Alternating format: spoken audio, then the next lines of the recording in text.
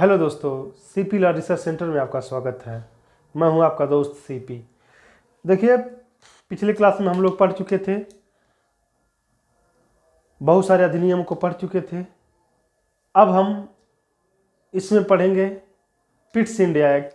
उससे पहले हम लोगों ने act of settlement, regulating act, 1600 का चार्टर और बहुत सारे ऐसे 1726 का चार्टर सब पढ़ चुके थे। एक एक प्रक्रिया को जान चुके थे, किस प्रकार से भारत में संवैधानिक संस्थाओं और संवैधानिक मूल्यों का विकास हुआ। अब इसकी अगली कड़ी में हम लोग पढ़ेंगे अगला एक्ट। उसमें देखेंगे कि किस किस संस्थाओं का और किन संवैधानिक मूल्यों का विकास हुआ। हमको दो चीज़ देख के जाना है पॉलिटी के दृष्टिकोण से, एक संवैधानिक संस्थाओं का विकास और दूसरा संवैधानिक मूल्यों का विकास। अगर आप मेरे वीडियो पे पहली बार आ रहे हैं तो आप प्लेलिस्ट में जाइए और इसके पहले वाले वीडियो को भी आप देखें, तब आप बेहतर से समझ सकते हैं। ठीक, अब हम लोग शुरू करते हैं अगला act, Pitt's India act 1784। Pitt's India act 1784, इसको पढ़ेंगे। देखिए, हर एक्ट के पहले हम बात कर रहे हैं कि क्यों लाया गया, उसके कारण को, उसको कारण को बताना बहुत ही ज़रूरी है। देखिए, जब 1773 का रेगुलेटिंग एक्ट आया, वह कंपनी में जो व्याप्त भ्रष्टाचार थी, कमी थी, उसको पूरी तरह से वह सही नहीं कर पाया और अच्छी तरीके से उस कमियों को दूर नहीं कर पाया, और ना ही एक्ट ऑफ सेटलमेंट कंपनी में व्याप्त बुराइयों को और व्याप्त कमियों को दूर कर पाया। उन सभी कमियों को और उन सभी बुराइयों को दूर करने के लिए पुनः एक बार एक और एक्ट लाया गया, जिसका नाम है पिट्स इंडिया एक्ट 1784 लाया गया। अब ये पिट्स इंडिया एक्ट क्या है? आप इसे पिट्स इंडिया, आपके मन में सवाल उठता होगा कि ये पिट्स इंडिया क्या है, पिट्स क्या है। तो मैं आपको बता दूं, जो विलियम पिट्स थे, विलियम पिट्स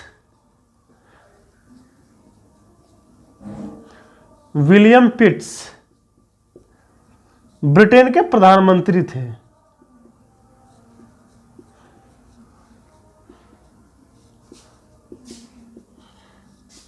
ब्रिटेन के प्रधानमंत्री थे, इन्हीं के द्वारा ये एक्ट लाया गया था, विलियम पिट्स के द्वारा, इसीलिए इसे पिट्स इंडिया एक्ट कहते हैं। देखिए, ये जो एक्ट ऑफ सेटलमेंट 1781 और पिट्स इंडिया एक्ट के बीच में भी दो एक्ट लाने की चेष्टा की गई या कोशिश की गई। उसका नाम है एक 1783 में के शुरुआती दौर में ये डंडाज अधिनियम लाया गया।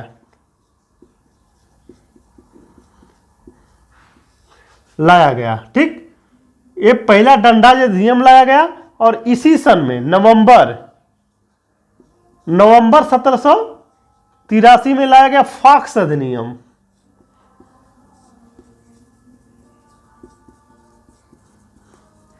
डंडाज अधिनियम और फॉक्स अधिनियम लाया गया। ये शुरुआती जनवरी या फरवरी में आया था, ये जनवरी फरवरी में, और ये नवंबर में आया था। कि ये डंडाज अधिनियम और फॉक्स अधिनियम, ये दोनों अधिनियम जब लाया तो गया ब्रिटिश संसद के पास, लेकिन ये पास नहीं हो सका।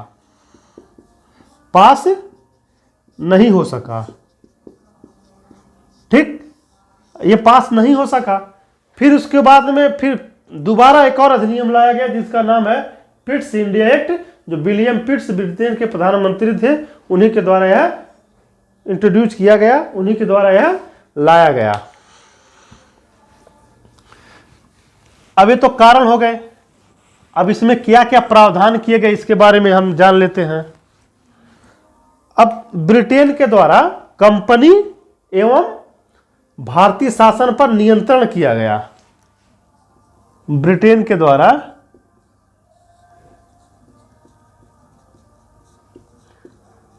कंपनी एवं भारतीय शासन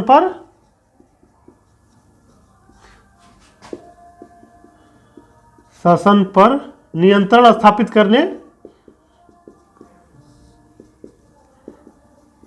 स्थापित किया गया। किस प्रकार से? इसमें एक बोर्ड ऑफ कंट्रोल, इसमें बोर्ड ऑफ कंट्रोल की व्यवस्था की गई। Board of control, board of control देखेंगे, बोर्ड ऑफ कंट्रोल। अब बोर्ड ऑफ कंट्रोल में कितने सदस्य होंगे, क्या होंगे? तो इसमें 6 सदस्य बनाए गए। बोर्ड ऑफ कंट्रोल में 6 सदस्य।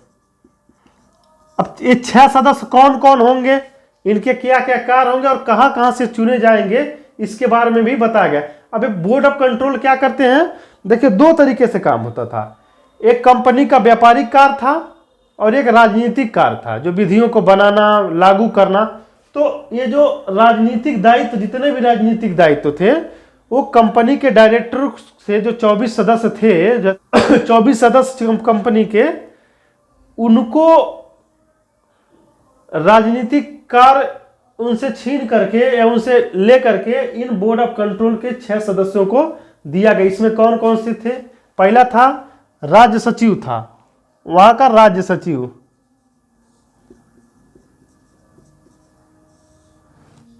ये अध्यक्ष था, ठीक। एक चांसलर होता था, दूसरा नंबर जो है चांसलर, ठीक। और ये 4 प्रीवी काउंसिल के सदस्य होते थे।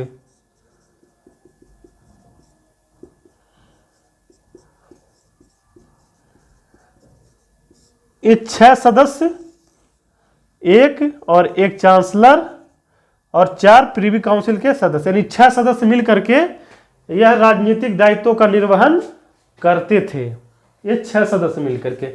तो अब क्या हो गया? अब इसमें थोड़ा सा कंफ्यूजन हो जाएगा कि अभी कंपनी के बोर्ड ऑफ डायरेक्टर हैं, कोर्ट ऑफ डायरेक्टर कंपनी के, और ये बोर्ड ऑफ कंट्रोल, यानी 2 तरीके से शासन व्यवस्था, एक व्यापारिक कार्य अलग, राजनीतिक कार्य अलग, दोनों लोग करते थे। और शीर्ष पे गवर्नर जनरल था।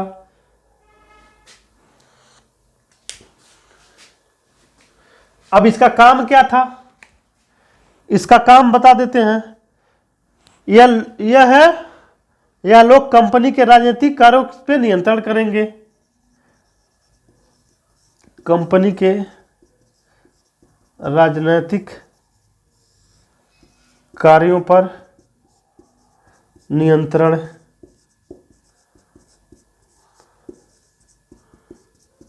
इनका काम था कंपनी के राजनीतिक कार्यों पर नियंत्रण। और ये जो कोर्ट ऑफ डायरेक्टर थे,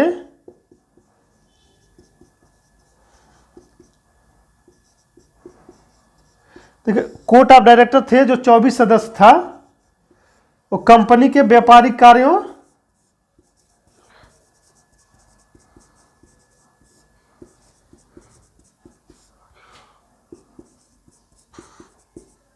कंपनी के व्यापारिक कार्यों का नियंत्रण इनके पास रहा, ठीक। अब शासन प्रशासन की जो स्थिति थी, पहले व्यापारिक कार्य और राजनीतिक कार्य के लिए जो भी नियम कानून बनाने होते थे, रूल रेगुलेशन बनाने होते थे, वह 24 सदस्यीय board of court of director करते थे, ठीक। देख लिए आप, अब दोहरा प्रशासन हो गया। कंपनी की तरफ से व्यापारिक कार्य और दूसरा राजनीतिक कार्य। अब देखिए किस प्रकार से होगा।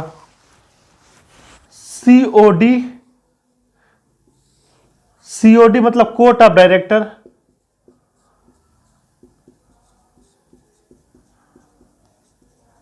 चौबीस सदस्य। इनका काम क्या था? व्यापार का नियंत्रण,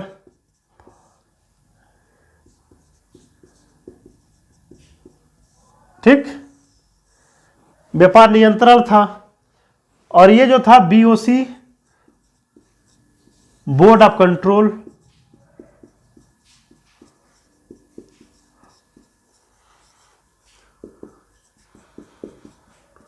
बोर्ड ऑफ कंट्रोल का काम था राजनीतिक, राजनीतिक कार्य था। बोर्ड ऑफ कंट्रोल के कितने सदस्य थे? 6 सदस्य। ठीक। अब ये दोनों किससे संबंध था? एक कंपनी, और इसके मध्य में कौन था? Governor general. ये प्रारूप थी। पहले यही लोग सब लोग काम देखते थे, सारा काम यही लोग देखते थे, इसी के माध्यम से इसे ही होता था। अब एक बॉडी और बन गई, बोर्ड ऑफ कंट्रोल। ठीक, 6 सदस्य, राजनीतिक कार्य लोग देखेंगे, व्यापारिक नियंत्रण ये लोग करेंगे, कोर्ट ऑफ डायरेक्टर। तो ये आपका 2 भाग में बट गया, दोहरा प्रशासन आ गया। ठीक, अब आगे बढ़ते हैं। अगला प्रावधान क्या किया गया? देखिए, कंपनी के माध्यम से अभी तो सामने नहीं आई है ब्रिटिश गवर्नमेंट, कंपनी के माध्यम से धीरे धीरे धीरे धीरे धीरे धीरे नियंत्रण अपने हाथ में ले रही है। आपको याद होगा 1776 वो जो ये विश्व राजनीति का ये जो समय चल रहा था 1760 से लेकर के 1776, 77, 1780 तक, ये तक, इसी के समय में अमेरिका में क्रांति हो रही थी, अमेरिका हाथ से निकल जा रहा था। और 1776 में जब अमेरिका बहुत पूरी तरह से अंग्रेज़ों को भगाने में, खदेड़ने में कामयाब हुआ, तो जब देखने लगा कि ये तो अमेरिका भी चला गया हमारे हाथ से, अब हम लोग व्यापार कैसे करेंगे, कैसे काम चलेगा, कैसे जिंदगी चलेगी। तो अब यहाँ कंपनी का शासन था। अंग्रेज सोचने लगे कि अगर भारत भी अगर हमारे हाथ से चला जाएगा तो बहुत समस्या होगी, इसलिए कंपनी को इस प्रकार से नियंत्रित किया जाए कि भारत शासन हमारे हाथ में आ जाए और भारत हमारे हाथ से ना जाए। लेकिन क्योंकि भारत जो है ये इस एशिया का सबसे प्रमुख उन लोगों का कॉलोनी थी, उन लोगों का क्षेत्राधिकार था, जिससे व्यापार होते थे, बहुत सारे फायदे होते थे, लूट लेते थे। भारत को सोने की चिड़िया की जाती थी, लूट के कंगाल बना दिया भारत को इन लोगों ने, और अभी भी लूट ही रहे थे, आगे भी लूटेंगे, जैसा कि हम लोग देखेंगे इसमें। ठीक, अब देखिए और क्या किया गया। कंपनी ने जो राज्य क्षेत्र अर्जित किए थे, कंपनी ने जो राज्य क्षेत्र अर्जित किए थे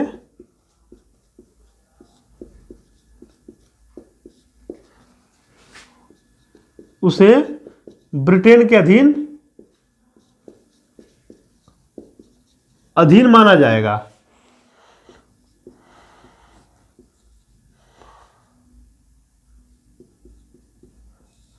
उसे ब्रिटेन के अधीन माना जाएगा और जिसे ब्रिटिश इंडिया कहा जाएगा, ब्रिटिश इंडिया कहा जाएगा। हाँ, पहली बार जो है ब्रिटिश की ये राज्य, भारत के जितने भी राज्य क्षेत्र हैं जो कंपनी के अधीन है उसे ब्रिटिश इंडिया माना जाएगा। ये पहला अधिनियम था जिसमें स्पष्ट उल्लेख किया गया कि कंपनी के जितने भी राज्य क्षेत्र हैं कंपनी के अंडर में उसे ब्रिटिश इंडिया कहा जाएगा, ये कहा गया इसमें। ठीक, क्या प्रांतीय गवर्नर को उनकी विफलता पर गवर्नर जनरल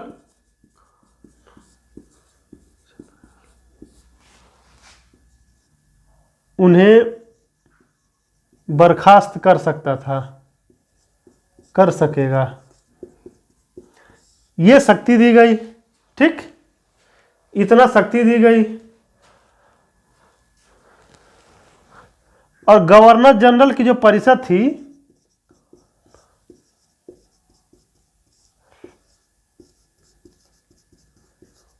गवर्नर जनरल की परिषद में सदस्यों की संख्या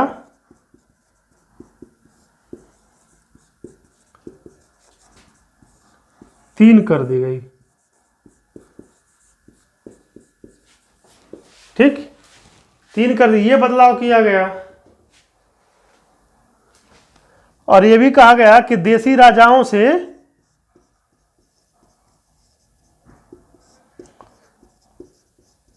युद्ध एवं संधि के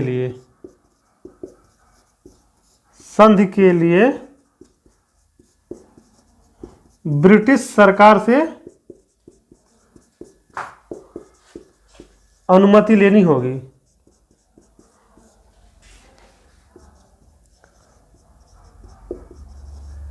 यह प्रावधान किया गया। गवर्नर जनरल के परिषद में सदस्यों की संख्या 3 कर दी गई, जो कि पहले 4 हुआ करती थी। और देशी राजाओं से युद्ध एवं संधि के लिए ब्रिटिश सरकार को अनुमति लेनी होगी, यानी बिना ब्रिटेन के अनुमति से किसी को के साथ न युद्ध थोपा जाएगा, न किसी के साथ संधि की जाएगी। ठीक, अब देखिए एक और अच्छा काम ये किया गया कि भारत में जो अंग्रेजी अधिकारी थे, भारत में अंग्रेजी अधिकारियों के ऊपर मुकदमा चलाने के लिए, जैसे भारत में जो अंग्रेजी अधिकारी नियुक्त थे उनके ऊपर मुकदमा चलाने के लिए ब्रिटेन में न्यायालय का स्थापना किया गया। तो भारत में अंग्रेज अधिकारियों के विरुद्ध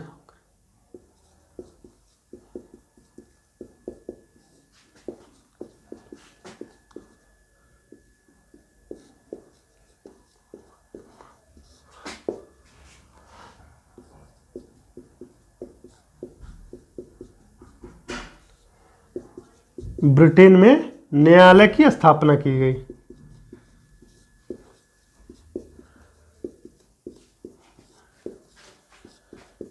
ठीक, अब भारतीय अधिकारियों, जो भारत में अंग्रेज अधिकारी थे, जो भी विधि का उल्लंघन करते थे, मनमाना करते थे, कोई और क्राइम करते थे, तो उन पे मुकदमा चलाने के लिए ब्रिटेन में न्यायालय स्थापित की गई कि अगर कोई व्यक्ति, कोई अधिकारी भारत में कोई बुरा काम करता है, कोई अपराध करता है, तो उसके लिए मुकदमा ब्रिटेन में चलाया जाएगा। ठीक, ये प्रावधान किया गया पिट्स इंडिया एक्ट 1784 में। अब इतना जान गए हम लोग, और इसके बाद कौन सा अधिनियम आया उसके बारे में हम लोग फिर से समझते। पिट्स इंडिया एक्ट के बाद एक छोटा सा एक्ट और आया, वो लॉर्ड कॉर्नवालिस के सिफारिश पर आया। लॉर्ड कॉर्नवालिस को जब उस समय वह भारत से आने से पहले वह अमेरिका में था, और जब वहाँ से छुट्टी मिल गई, जब अमेरिका आज़ाद हो गया, तो जब भारत आया तो उसने कुछ संशोधन करने के लिए कहा और कुछ शक्तियाँ अपने पास लेने के लिए कहा कि हमको शक्ति मिलनी चाहिए। जो सेना प्रमुख की जो शक्ति थी उसको गवर्नर जनरल को चाहिए, कह रहा, तो उसके लिए ये एक्ट लाया गया 1786 का एक्ट। अब हम बात करेंगे 1786 का एक्ट, 1786। इसका कारण ये था, लॉर्ड कॉर्नवालिस की सिफारिश पे आया था ये। लॉर्ड कॉर्नवालिस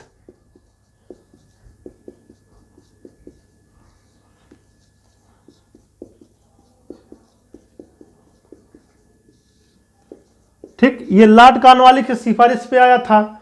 क्या आया था? इसमें कहा गया कि गवर्नर जनरल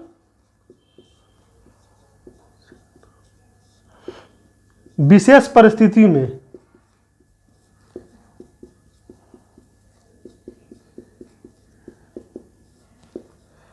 अपने परिषद के निर्णय को निरस्त कर सकता है।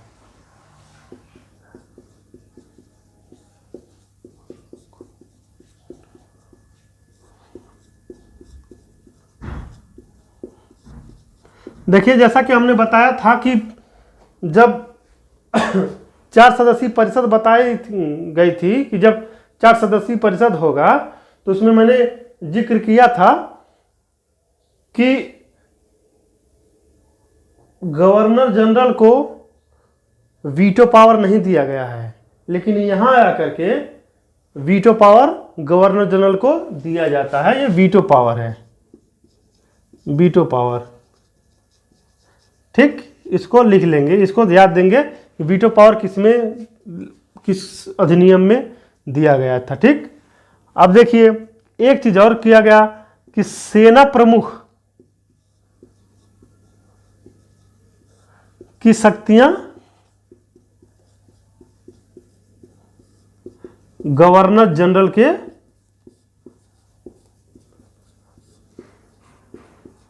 पास रहेंगी। ये दो प्रमुख चीजें की गई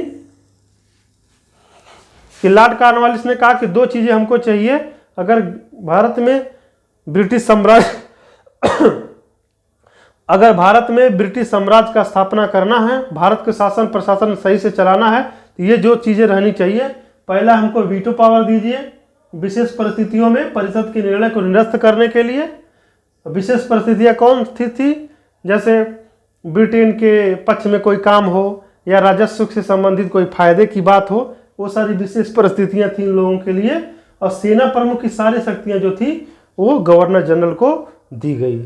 ठीक, क्योंकि उस समय सेना ही सब कुछ हुआ करता था। अगर सेना है तो पूरा अंग्रेज कहा करते थे कि भारत को हमने तलवार की नोक पर पे जिंदा जीता है और उसी पे हम शासन करेंगे। तो ये सब था 1786 के एक्ट में। ठीक, अब एक एक्ट और आया, उसकी हम लोग चर्चा करते हैं। अब इसमें से देखिए संवैधानिक विकास में वीटो पावर, राष्ट्रपति की वीटो पावर की शक्तियां देखिए अगर वर्तमान संविधान में है। आप बताइए राष्ट्रपति की वीटो पावर की शक्तियां कौन कौन सी हैं, किन किन पे वो वीटो लगा सकता है, आप कमेंट करके हमें बताइए। दोस्तों आप कमेंट नहीं करते हैं, देख करके आगे वीडियो देख करके आगे बढ़ जाते हैं, अच्छी बात नहीं है। कमेंट भी किया करिए जिससे हमारा हौसला बढ़ेगा। ठीक, अब 1793 का एक्ट आया, इसमें देखते हैं क्या है 1793 का एक्ट। ठीक, अब 1793 एक्ट का उद्देश्य क्या था, उद्देश्य को भी जाना बहुत जरूरी है। तो कंपनी के कार्यों संगठन के 1793 के एक्ट में किस लिए लाया गया? कंपनी के कार्यों एवं संगठन में सुधार के लिए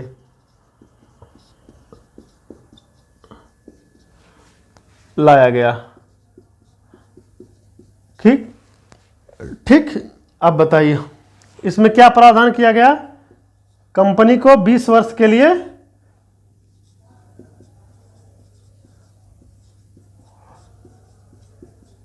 मान्यता दी गई। ठीक, दूसरा प्रावधान क्या किया गया कि कंपनी का राजनीतिक कार्य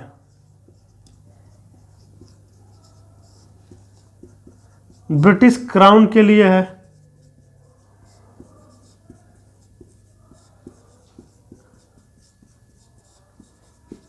ये दो प्रावधान किया गया। और आगे क्या कहा गया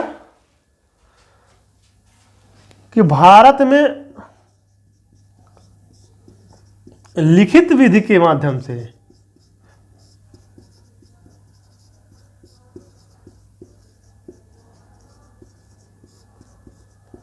शासन प्रशासन होगा।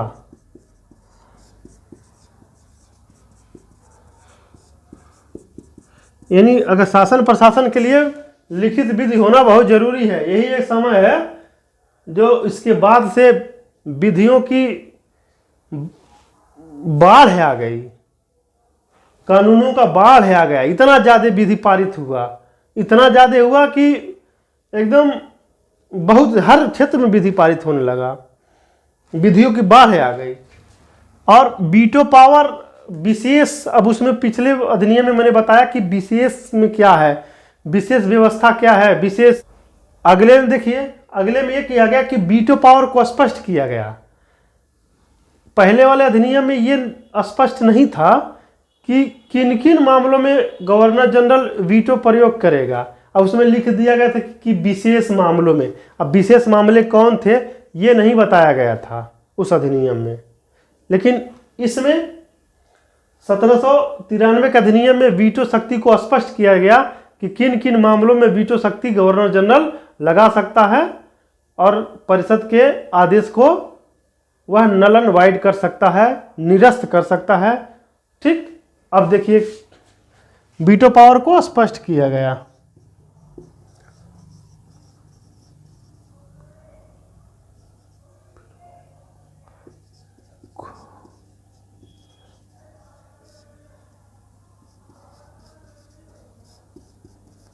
वीटो पावर को स्पष्ट किया गया किसमें?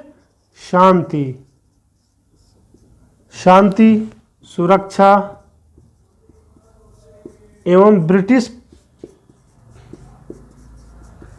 प्रदेशों के हित के लिए। ठीक, और क्या व्यवस्था की गई? और यह कहा गया कि विधियों का निर्वचन न्यायालय द्वारा किया जाएगा। विधियों का निर्वचन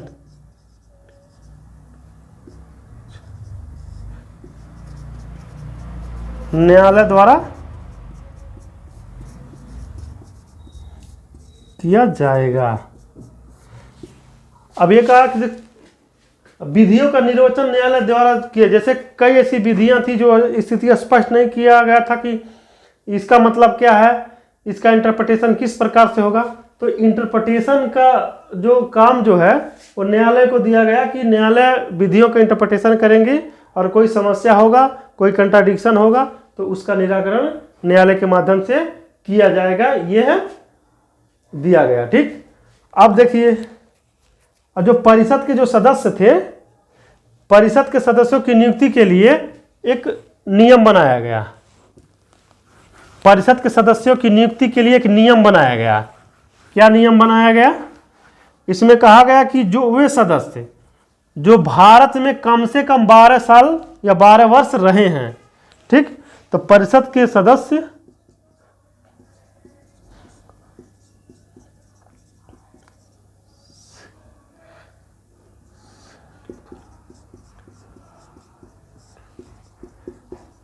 होने के लिए, परिषद के सदस्य नियुक्त होने के लिए भारत में 12 वर्ष रहने का अनुभव होना आवश्यक है। अनुभव जरूरी है। ठीक, जो परिषद के सदस्य थे, गवर्नर जनरल के परिषद के सदस्य थे, अगर पहले 4 था उसके बाद 3 किया गया तो उन लोगों को अगर परिषद का सदस्य बनना है किसी ही व्यक्ति को तो कम से कम भारत में वह 12 वर्ष रहा हो, उसके बाद ही वो परिषद का सदस्य बन सकता है। ठीक, ये व्यवस्था किया गया। अब अगला एक्ट जो है चार्टर एक्ट 1813 है।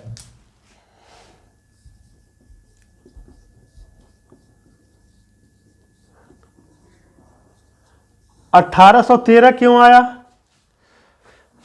1813 के चार्टर लाने की क्या जरूरत थी? जो लॉर्ड वेलेस्ली की जो आक्रामक नीति है उसको कम करने के लिए, उसमें सुधार करने के लिए, तथा कंपनी में जो इतनी ज़्यादा नुकसान हो रहा था, कंपनी का इतना ज़्यादा घाटे में जा रही थी, उसको सुधार के लिए इस एक्ट को लाया गया, चार्टर एक्ट 1813। अब देखते हैं कि इसमें क्या क्या हमको 2 चीज़ ढूंढना है, संवैधानिक संस्थाओं का विकास और संवैधानिक मूल्यों का विकास। तो आप लोग इस बात को ध्यान में अवश्य रखिएगा कि किस चार्टर में कौन से संवैधानिक संस्थाओं का विकास हो रहा है और कौन से संवैधानिक मूल्यों का विकास हो रहा है। इसमें हर एक्ट में आपको इस बात को ध्यान में रखना है। परीक्षा में पूछता है कि वीटो कब दिया गया, वीटो को कब स्पष्ट किया गया, ये सब पूछता है, हर परीक्षा में पूछता है। संविधान एक ऐसा विषय है कि मुझे लगता है कि ऐसा कोई कंपटीशन नहीं होगा जिसमें ना पूछता हो। बहुत कम ही कंपटीशन, नौकरी के ऐसे फॉर्म आते होंगे जिसमें संविधान नहीं पूछता है, किसी न किसी माध्यम में से 1 2 क्वेश्चन 4 क्वेश्चन तो पूछ ही लेता है, क्योंकि भारत के नागरिक को संविधान आना ही चाहिए। क्योंकि विधि का एक ऐसा मानना है कि विधि यह मान के चलती है कि भारत के हर एक नागरिक कानून जानता है। इसलिए कहा गया है कि विधि की भूल क्षम्य नहीं है, तथ्य का भूल क्षम्य है। इग्नोरेंटिया इज लेजिस नेमनेम एक्सक्यूसड बट इग्नोरेंटिया इज फेसिट एक्सक्यूसड। ठीक, तो ये जरूरी है। तो आप लोग बस 2 चीज़ को देखना है कि संवैधानिक संस्थाओं का विकास क्या है, हो कैसे हो रहा है, और संवैधानिक मूल्यों का विकास को हो रहा है। क्योंकि हम लोग संविधान पढ़ रहे हैं, संवैधानिक विधि पढ़ रहे हैं, ना कि मॉडर्न हिस्ट्री पढ़ रहे हैं। ठीक, आगे बढ़ते हैं हम लोग। क्या है कि लॉर्ड वेलेजली के भारत में आक्रामक नीतियों के कारण लाया था। क्या कारण था? तो लॉर्ड वेलेजली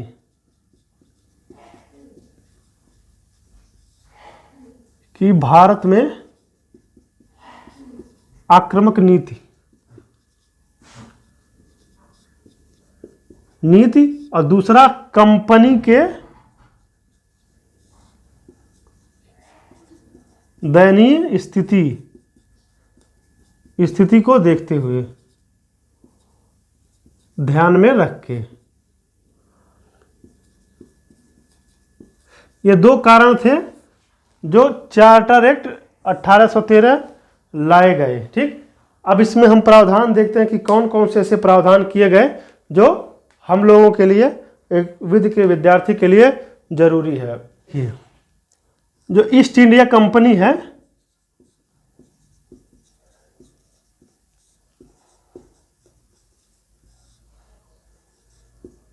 एकाधिकार समाप्त कर दिया गया।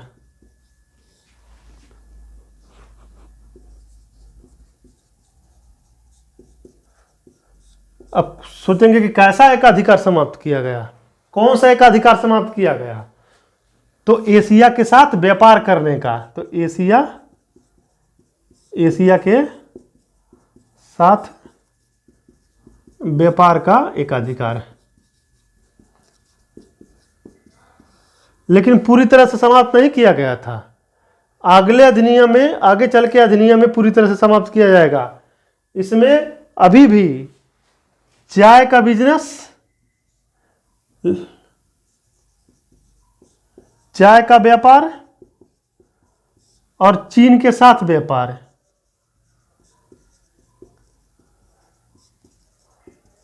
व्यापार, ये दोनों चीजें अभी भी कंपनी के पास हैं। कंपनी का एकाधिकार है इस पर। ठीक, एक कंपनी का एकाधिकार है। अभी सब देखिए, पुनर्जागरण काल आ रहा है। उस समय नेपोलियन बोनापार्ट का नाम सुने होंगे। नेपोलियन ने उसका उदय हुआ है और वहाँ उसकी आक्रामक नीति है, युद्ध की नीति है। अमेरिका भी हाथ से जा चुका है, वहाँ के व्यापारी तिलमिला गए हैं, एकदम हालत खराब है कि अब करें तो क्या करें। कारखाने तो बने रहे हैं, माल बन रहा है, लेकिन प्रोडक्शन कहाँ से हो, कहाँ बेचा जाए।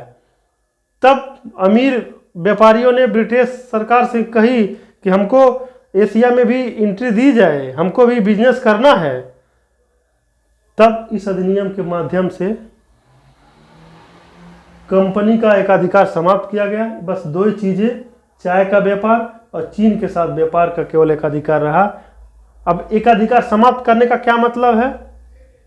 तो एकाधिकार समाप्त करने का यही मतलब है कि और भी दूसरी कंपनी आएंगी, अपना व्यापार करेंगी, कमाएंगी। फ्री कर दिया गया इंडिया को और एशिया के जितने भी एशिया के इधर देश हैं, फ्री कर दिया गया। और क्या किया गया? इसमें एक अच्छा चीज प्रावधान किया गया कि 1 लाख रुपया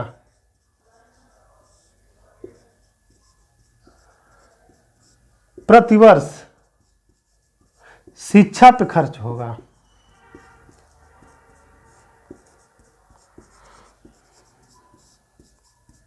यह प्रावधान किया गया कि 1 लाख रुपया प्रतिवर्ष शिक्षा पे खर्च होगा, यानी शिक्षा को हम लोग प्रमोट करेंगे। किस लिए? क्योंकि देखिए शासन तो कर ही रहे थे, लेकिन अब यहाँ के लोग उतने पढ़े लिखे नहीं थे, अंग्रेजी तो जानते वानते भी नहीं थे, बहुत समस्या होती थी। तो किसने कहा कि जब तक यहाँ के लोगों को हम पढ़ा करके अच्छी तरीके से क्लर्क नहीं बनाएंगे तब तक हम कैसे शासन प्रशासन कर पाएंगे, वहाँ की स्थिति परिस्थिति कैसे जान पाएंगे, भाषा संवाद करने में भी समस्याएं होती थी। तो उन्होंने कहा कि हम तो शरीर से ये लोग भारतीय रहेंगे लेकिन दिमाग से हम इनको अंग्रेज बनाना है, और वही नीति आज भी चली आ रही है।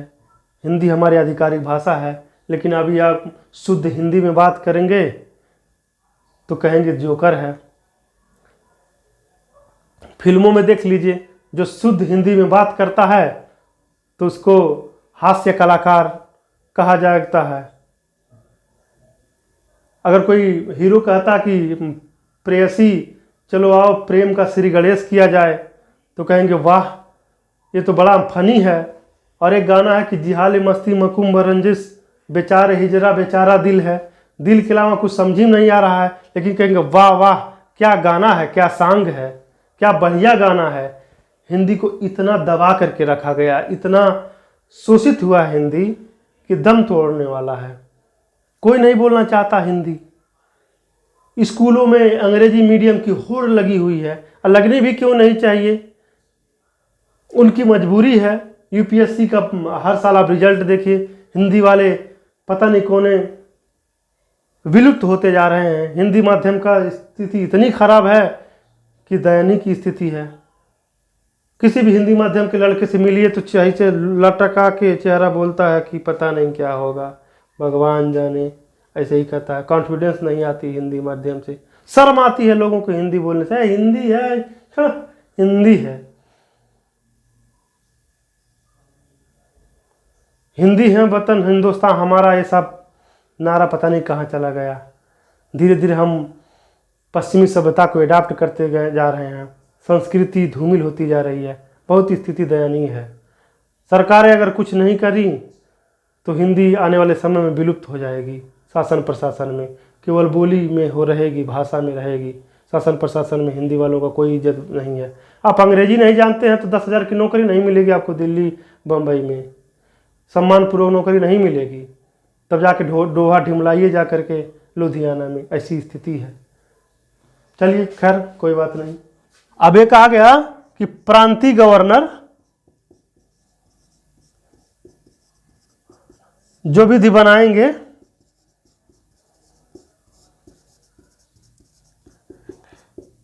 उन्हें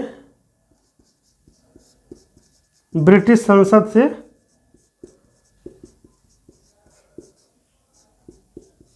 अनुमोदन कराना होगा।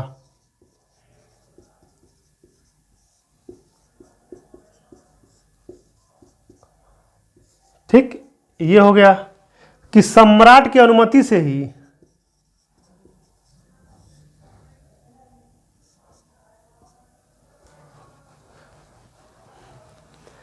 एक प्रावधान और किया गया कि सम्राट की अनुमति से ही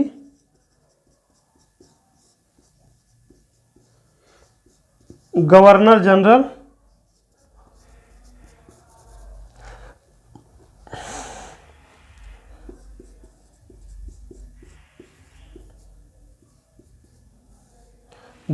जनरल और प्रांतीय गवर्नर की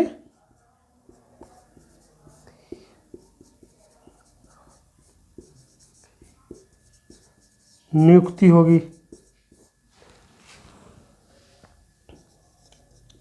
की जाएगी। ठीक, ये हो गया आपका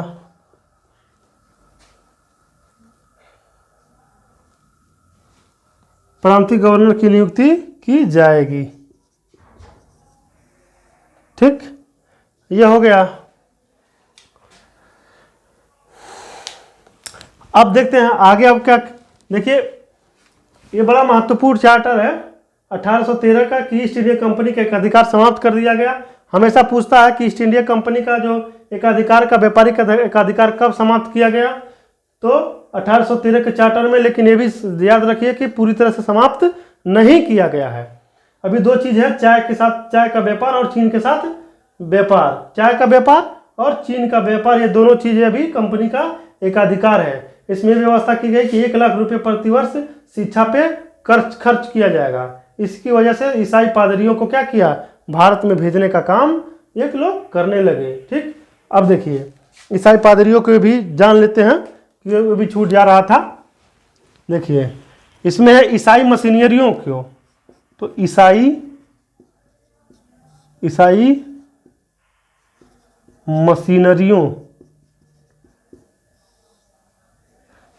मशीनरियों को भारत में प्रचार प्रसार की छूट प्रदान की गई। छूट प्रदान की गई।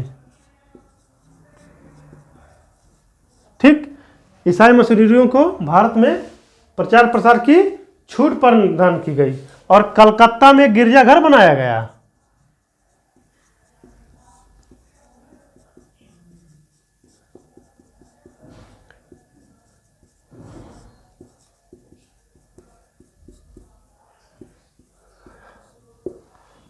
और उसमें एक बिशप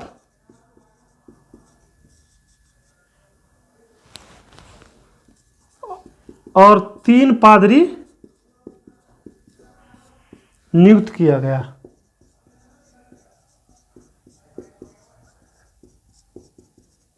अब देखिए यहीं से खेला शुरू होता है ईसाई मशीनरियों का।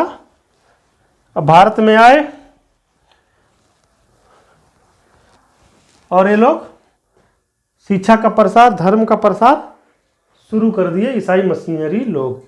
तो ये प्रमुख प्रावधान है 1813 के चार्टर में। अब इसमें बहुत खास नहीं है, शिक्षा पे जोर दिया गया, इसमें शिक्षा पर जोर दिया गया।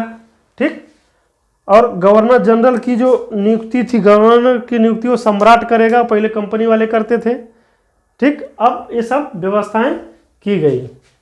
अब इसके बाद हम लोग पढ़ेंगे बहुत ही महत्वपूर्ण चार्टर, जो ब्रिटिश गवर्नमेंट का डायरेक्ट हस्तक्षेप अभी तो नहीं कह सकते हैं, लेकिन पूरी तरह से भारत के शासन को एकदम जकड़ लेने का काम किया और कंपनी को नाम मात्र शासन, कंपनी पर पूरा अपना नियंत्रण स्थापित करने का ये जो एक्ट है उस पर बहुत ज़्यादा बदलाव किया गया, प्रशासन को केंद्रीकृत किया गया। और उस समय बहुत सारे भारत में जो ब्रिटिश क्षेत्र थे धीरे धीरे बढ़ते जा रहे थे। बहुत बड़ा क्षेत्र हो गया था भारत में ब्रिटिश क्षेत्र, जिसको ब्रिटिश इंडिया कहा जाएगा। और पहले से अधिनियम से भी कहा गया है, जो जब हम लोगों ने पिछले अधिनियम में पढ़ा ही है। ठीक, अब हम लोग पढ़ेंगे चार्टर एक्ट 1833, बहुत ही महत्वपूर्ण है और इसमें बहुत सारे प्रावधान किए गए और इसको जानना बहुत ही जरूरी है। आप लोग ध्यान से इसको देखिए। ठीक, चार्टर एक्ट 1833।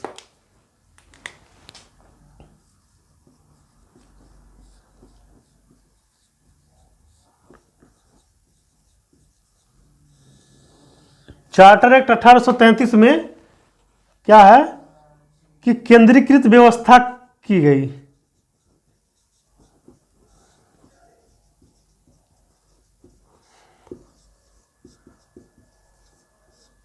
केंद्रीकृत व्यवस्था की गई। ठीक, अब देखिए इसमें हुआ कि बंगाल के गवर्नर जनरल को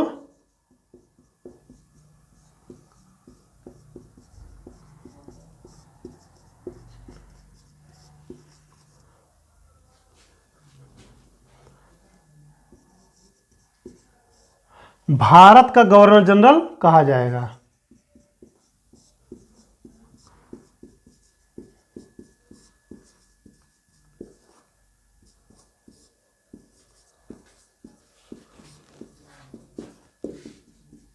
ठीक, अब बंगाल के गवर्नर को जनरल को क्या कहा जाएगा, भारत का गवर्नर जनरल है।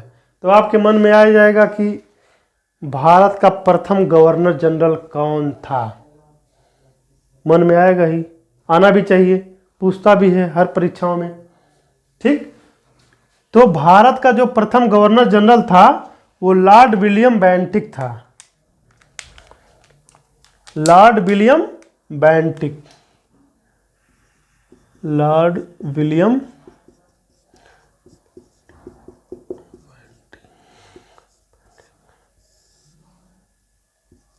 Lord William Bentinck. ठीक, ये भारत का प्रथम गवर्नर जनरल था और भारत का अंतिम, बंगाल का अंतिम गवर्नर जनरल था।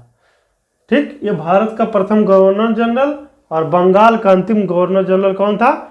Lord William Bentinck. अब देखिए क्या किया गया, नेक्स्ट देखिए, तो भारत के गवर्नर जनरल जिसको जीजी कहेंगे प्लस उसकी परिषद को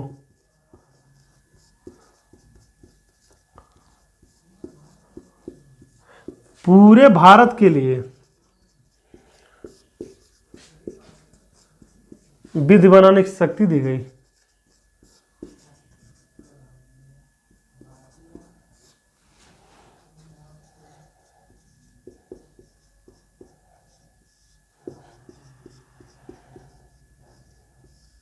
ठीक, अब यहां पे कुछ दिख रहा है कि पूरी केंद्रीकृत व्यवस्था हो रही है। जो बटे हुए थे, जो शासन इधर उधर था, अब केंद्र को मजबूत प्रदान की गई, केंद्र को मजबूत किया गया, केंद्रीकृत व्यवस्था हो रही है, यहाँ पे देख रहे हैं आप लोग। ठीक, अब एक व्यवस्था और की गई कि भारत के गवर्नर जनरल, ठीक, भारत के गवर्नर जनरल की परिषद में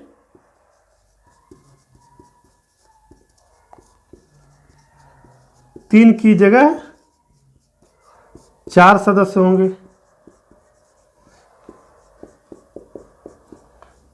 आपको याद होगा कि पहले 4 थे, फिर उसके बाद 3 किया गया, फिर इसमें 3 की जगह 4 किया गया। अब आपको ये बताना है, कमेंट करके बताइए कि किस चार्टर एक्ट में 4 सदस्य की जगह पे 3 सदस्य किया गया। आप लोग कमेंट करके बताइए। ठीक, और जो एक सदस्य था, जो 3 के जगह पे 4 किया गया, एक सदस्य जो थे वह थे एक विधि सदस्य होगा। ठीक, अब आपके मन में आ गया प्रथम विधि सदस्य कौन है, यहीं पे जान लेते हैं हम लोग। तो प्रथम विधि सदस्य थे लॉर्ड मैकाले।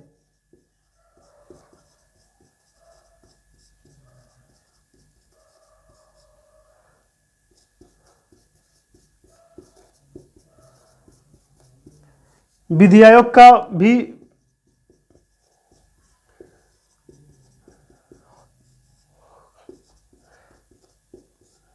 बनाने की व्यवस्था की गई। 1834 में प्रथम विधि आयोग बना।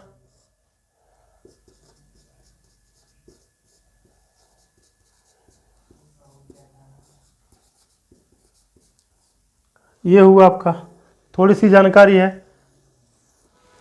ठीक, प्रथम विधि आयोग बना 1834 में और इसके अध्यक्ष जो बने लॉर्ड मैकाले। इसके अध्यक्ष जो है लॉर्ड मैकाले को बनाया गया। ठीक, और क्या किया गया,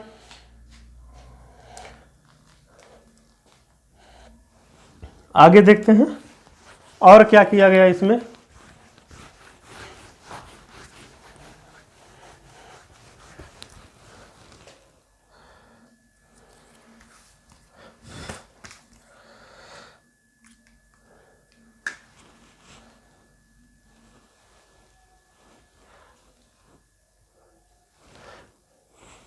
अब जो गवर्नर जनरल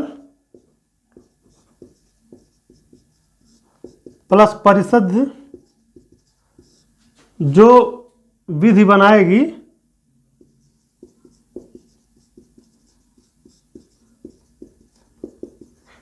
उसे अधिनियम कहा जाएगा।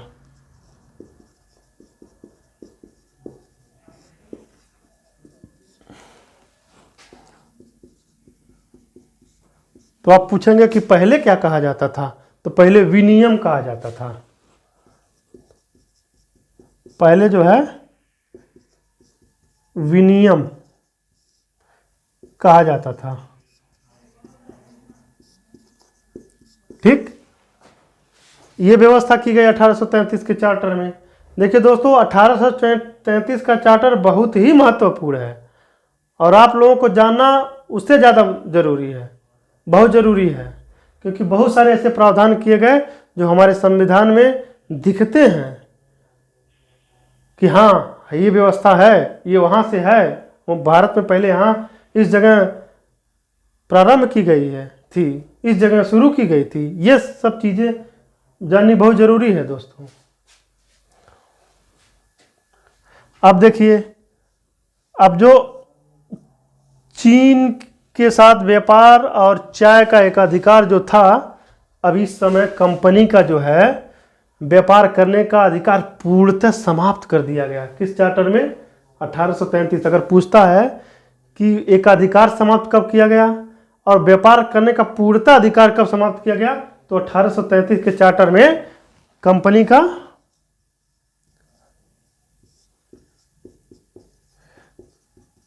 व्यापार करने का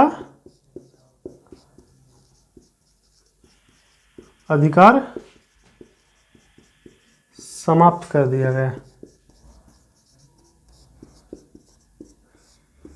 ये की गई। ठीक, अब क्या हुई, जब समाप्त की क्या हुआ, तो कंपनी क्या हुई, कंपनी को पूर्णतः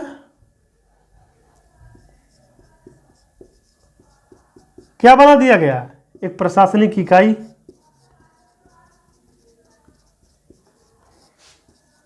इकाई बना दी गई।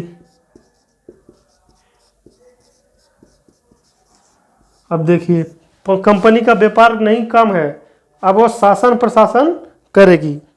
कंपनी अब क्या करेगी, शासन प्रशासन करेगी। अब व्यापारी नहीं रही। अब सोच के देखिए कि ये लोग कमाने के लिए आए थे भारत में और अपना पांव जमाते जमाते जमाते जमाते अब शासक बन गए, हमारे सर पे आकर के बैठ गए। किसकी गलती थी? फूट डालो राज करो। भारत के शासकगण छोटे छोटे टुकड़ों में बसे थे, आपसी विवाद आपस में लड़ते रहते थे, झगड़ते रहते थे, और कंपनी ने एक एक करके एक एक को निपटाते निपटाते निपटाते सारे को निपटा दिया और पूरा भारत पे शासन किया। जो भारत सोने की चिड़िया हुआ करता था, आज स्थिति उसकी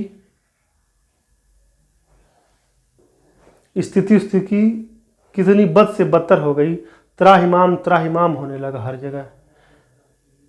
जनता का शोषण इतना किए। देखिए, 3 लोग लूटने वाले आए भारत में, एक लोग लूटे चले गए,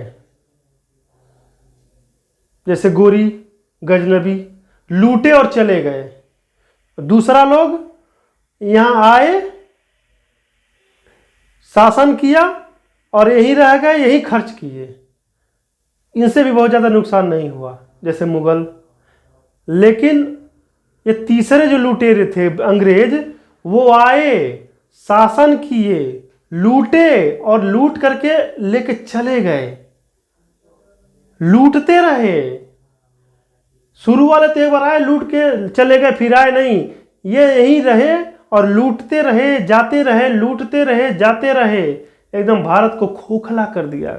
इस प्रकार से दीमक खड़े पेड़ को के अंदर अंदर काट करके सब खोखला कर देता है, उसी प्रकार से दादा भाई नौरोजी का जब धन का बहिर्गमन देखेंगे कि किस प्रकार से भारत से संपत्तियां और धन दौलत जा रहा है, कुछ आ नहीं रहा है, आपको सोचने पे एक बार मजबूर कर देगा कि उस भारत की उस समय स्थिति क्या रही होगी।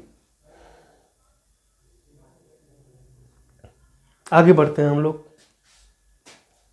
ठीक, अब कंपनी को क्या किया, पूर्णतः एक प्रशासनिक इकाई बना दी गई।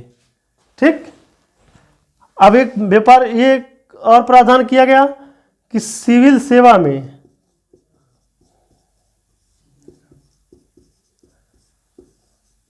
खुली भर्ती।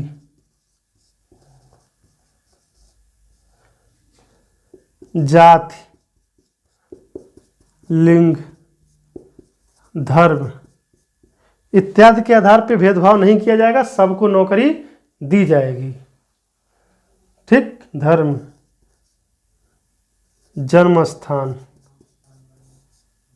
जन्म स्थान के आधार पर भेदभाव नहीं होगा।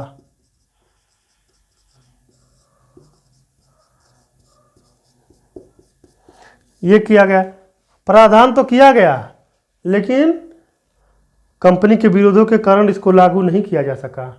ठीक। ये प्रावधान कंपनी के विरोध के कारण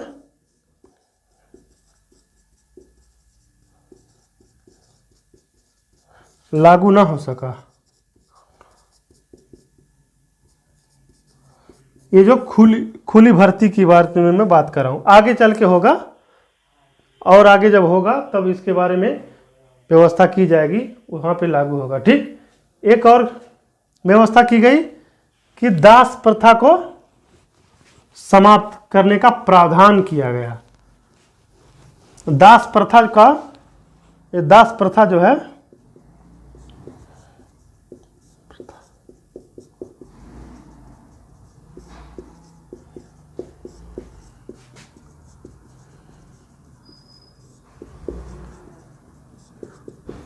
देखिए दास प्रथा को समाप्त करने का प्रावधान किया गया, लेकिन इस समय दास प्रथा समाप्त होने का जो नियम था वो उस लागू नहीं हो सका, बाद में लागू होगा। 1843 में नियम 5 द्वारा लॉर्ड एलनबरो ने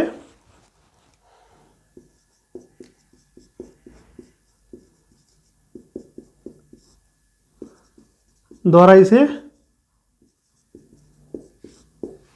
समाप्त किया गया।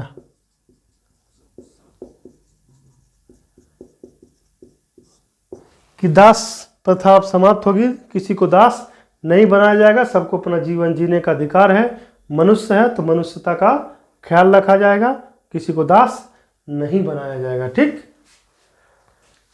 अब देखिए पहले स्थिति क्या थी कि अंग्रेजों को भारत में रहने के लिए कंपनी से या ब्रिटिश शासन से अनुमति लेनी पड़ती थी कि सर हम जा रहे हैं इंडिया में, इतने दिन रहेंगे, उतने दिन रहेंगे, उतने दिन की परमिट बना के दी जाती थी अंग्रेजों को।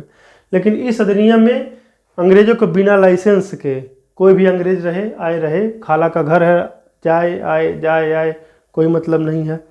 तो इसमें अंग्रेजों के बिना लाइसेंस भारत में आने और रहने की अनुमति प्रदान की गई। तो अगला लिखेंगे, अंग्रेजों को बिना लाइसेंस भारत में आने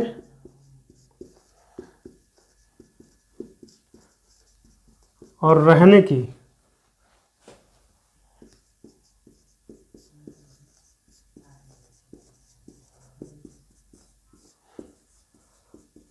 प्रदान की गई। ये व्यवस्था हुआ कि अंग्रेज लोग बिना लाइसेंस के आए, खाला का घर है ही है भारत, आइए रहिए, कोई बात नहीं है। ठीक। एक आध दो चीजें और जान लेते हैं।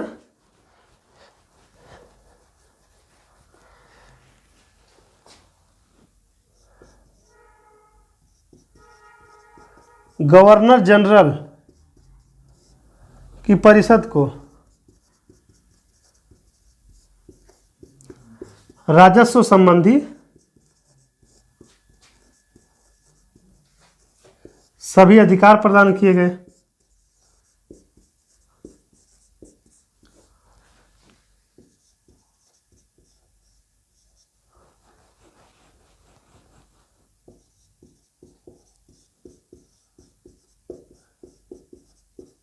ठीक। गवर्नर जनरल की परिषद को राजस्व संबंधी सारे अधिकार प्रदान किए गए। ठीक। और क्या किया गया, ये देख, ये बड़ा अच्छा हुआ कि संपूर्ण देश के लिए एक बजट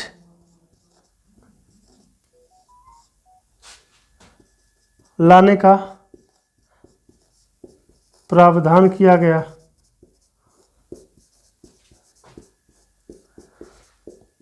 अब पहले अलग अलग कि बम्बई का अलग होगा, कलकत्ता का अलग होगा, मद्रास का अलग होगा। अब पूरे भारत के लिए एक बजट होगा और गवर्नर जनरल बजट पेश कर लाता था।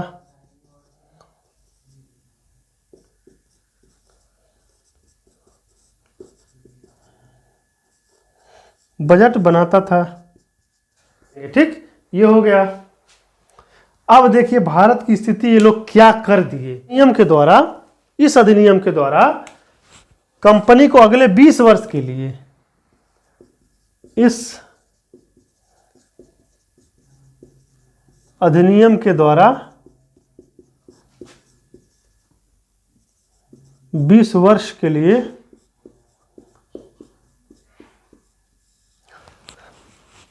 भारत को ट्रस्ट के रूप में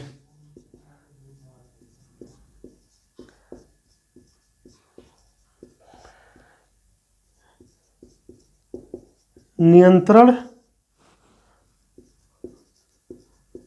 रखने तथा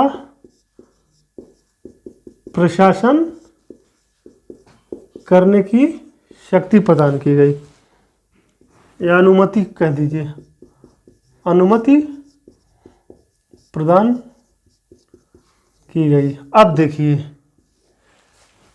अब इस चार्टर में ये बताया गया, लास्ट पैरा ये है कि इस अधिनियम के द्वारा अगले 20 वर्ष के लिए भारत को ट्रस्ट के रूप में, कि भारत एक ट्रस्ट है और हम आपको ट्रस्टी बनाते हैं और आप इसको देखिए 20 साल तक देखिए, भारत का शासन कीजिए, उसके बाद हम तो आइए रहे हैं। और वो दिन दूर नहीं था 1858 का समय, जब क्राउन का डायरेक्ट शासन हुआ भारत पे। अब देखिए इसमें बहुत सारे चीज़ों को हम लोग देखें कि किस प्रकार से विधि सदस्य का पदार्पण हुआ। इसमें मैकाले साहब आए, राजस्व उसके परिषद के अधीन आ गई, एक केंद्रीय बजट की स्थापना की गई, बजट पूरे देश के लिए बजट प्रस्तुत करने का अधिकार दिया गया, पूरी केंद्रीकृत व्यवस्था हो गई। बहुत सारे संवैधानिक विकास आज भी संविधान में हमें देखने को मिल जाते हैं, भारतीय संविधान में। तो फिर मिलते हैं एक नए बेहतर क्लास में, तब तक के लिए जय हिंद।